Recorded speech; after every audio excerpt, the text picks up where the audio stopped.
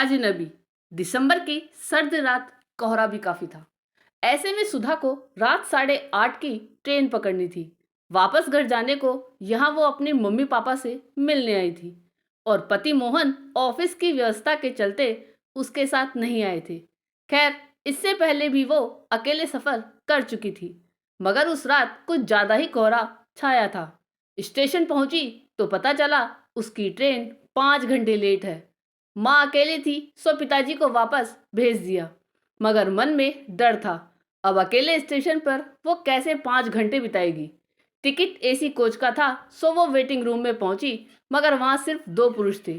वो भय के चलते गेट के पास वाली बेंच पर बैठ गई। कुछ देर में उन 2 पुरुष यात्रियों में से एक उठकर चला गया।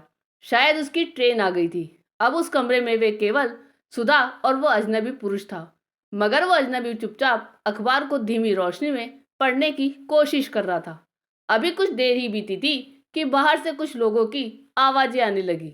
शायद उनकी भी ट्रेन लेट थी, लेकिन वो जब अंदर आए तो उनके साथ शराब की बदबू भी आनी शुरू हो गई।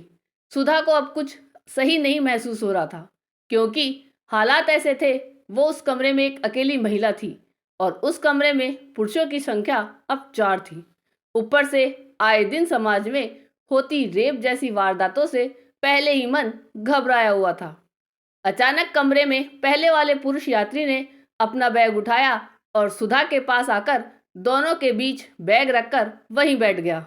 सुधा अब भी खौफ में थी। तभी एक चाय वाले ने अंदर आते आवाज दी, चाय गरम, चाय गरम।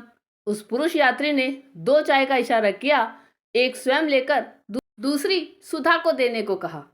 चाय वाले ने वैसा ही किया। इससे पहले सुधा चाय के पैसे देती, उस अजनबी ने चाय के पैसे दे दिए। समय बीता और ट्रेन की घोषणा हुई। उस अजनबी की ट्रेन आ गई थी। पहले तो वो उठा, फिर बोला, अरे क्या बात है, चलिए ना दीदी, अपनी ही ट्रेन की घोषणा हुई है। सुधा ने एकटक उसे देखा और फिर उन तीनों शराबियों को देखा, फिर चुपचाप उठी और वो भी बाहर चल दी। बाहर पहुंचकर उस अजनबी ने कहा, देखिए, मुझे नहीं पता ये आपकी ट्रेन है या नहीं बहन, पर मुझे उन शराबियों के बीच आपको अकेले बैठे छोड़ने का मन नहीं था। इसलिए वैसे ये मेरी ट्रेन तो है, अगर आपकी भी है तो आप अपने कोच की तरफ चले जाइए। सुधा ने कहा, जी मेरी ट्रेन नहीं है, अभी कुछ वक्त लगेगा, आप जाइए। उस अजनबी ने एक बारगी कुछ सोचा और फिर कहा, बहन आप घबराइए नहीं, मैं अगली ट्रेन पकड़ लूंगा, मगर ऐसी स्थिति में जैसे हर भाई को करना चाहिए मैं भी वही करूंगा। और उसने वो ट्रेन छोड़ दी। कुछ समय बाद सुधा की ट्रेन आई तो उस अजनबी ने सुधा को उसके कोच में बैठने में मदद की और बाहर खड़े होकर ट्रेन चलने का इंतजार करने लगा। जैसे जैसे ट्रेन चलने लगी वैसे वैसे वो अजनबी सुधा की नजरों से दूर हो रहा था।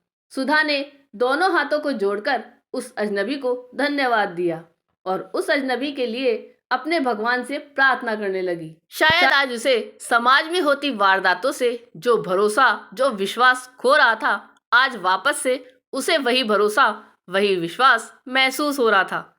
मेरे दोस्तों, सचमुच 5 उंगलियां बराबर नहीं होती है। आज भी समाज में ऐसे लोग भी मौजूद हैं जो अपने घरों की तरह बाहर समाज में बहन बेटियों की इज्जत करते हैं, उनका सम्मान करते हैं और जहां एक अभिभावक की तरह उनकी रक्षा को खड़े होना होता है, वह वहां मौजूद रहते हैं।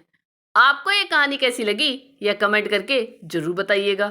चैनल पे नए हो तो सब्सक्राइब जरूर कीजिएगा और वीडियो को लाइक और शेयर कीजिएगा। धन्यवाद।